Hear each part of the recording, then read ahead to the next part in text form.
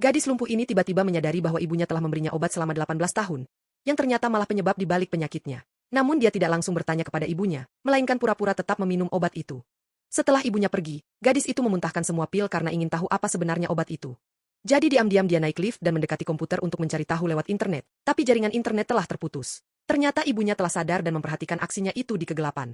Keesokan harinya, gadis itu berkata ingin menonton film dan ibunya setuju. Sebelum pergi, dia membawa semua pil yang tidak diminumnya belakangan ini. Sesampainya di bioskop, saat film telah berputar selama setengah jalan, dia beralasan ingin ke toilet, lalu berhasil kabur dari bioskop. Dia mendorong kursi rodanya ke apotek terdekat, lalu mendekati petugas di sana dan bertanya tentang pil tersebut.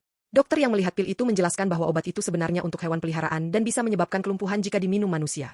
Saat itu juga ibunya datang dan berbohong pada orang-orang, mengatakan bahwa putrinya tidak waras. Ibunya lalu menyuntiknya dengan obat penenang. Gadis itu pun pusing dan jatuh pingsan dalam pelukan ibunya. Ketika sadar, dia sudah berada di kamarnya. Dia mencoba keluar, tapi gagang pintu tak bisa diputar. Dia berteriak, namun tak ada jawaban. Ternyata pintu itu sudah dibarikade. Jadi gadis itu membuka jendela atap dan melihat ruangan sebelah. Cepat-cepat dia menyusun rencana. Dia mengambil kabel dan menyambungnya dengan stop kontak agar cukup panjang. Dia menahan air di mulutnya, lalu memanjat ke atap sambil membawa kabel itu. Tak lama, dia sampai di luar jendela kamar ibunya. Tapi jendela itu juga terkunci. Dia memakai penalas untuk memecahkan kaca, lalu menyemprotkan air ke situ.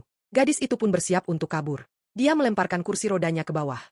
Dan meski sakit, dia menjatuhkan diri menurun di tangga. Walau kesakitan, dia harus kabur sebelum ibunya pulang. Akhirnya, gadis itu berhasil keluar rumah dan mencoba mencari pertolongan di jalan. Saat itu, sebuah mobil datang. Gadis itu akhirnya melihat harapan.